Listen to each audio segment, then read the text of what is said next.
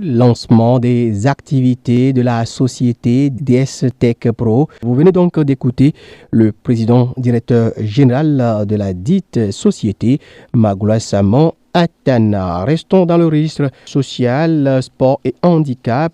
Bouger ensemble pour le bien-être de tous est l'intitulé du projet lancé samedi dernier à la plage de Lomé par l'Association des jeunes volontaires au service du monde environnemental AJVSME. L'occasion de la Journée nationale du sport du mois de mars a servi de cadre pour le lancement du projet marqué par une activité sportive, notamment une séance de marche et d'éco-jogging, contribué à l'épanouissement des personnes vivant avec un handicap par une sensibilisation de masse sur le sport adapté à leur handicap et aussi communiquer suffisamment sur les actions de la Conféges en faveur du sport est le but visé par le projet Sport et Handicap, bouger ensemble pour le bien-être de tous.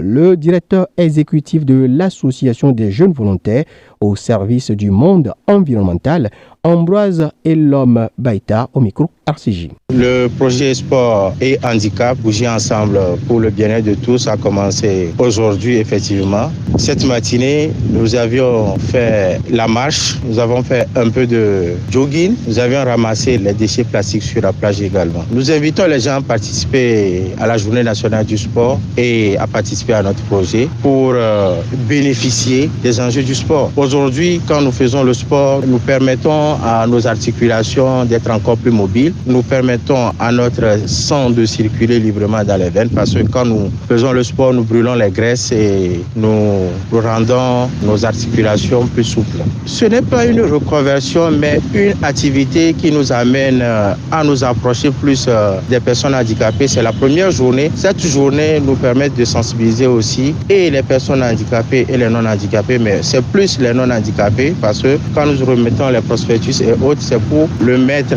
à disposition des personnes non-handicapées pour que la suite de nos activités puisse les impliquer. Les handicapés, c'est comme c'est une couche qui est isolée. Non seulement il faut les approcher pour leur donner de la joie, leur donner de l'épanouissement, mais leur faire profiter des avantages du sport selon leur type d'handicap.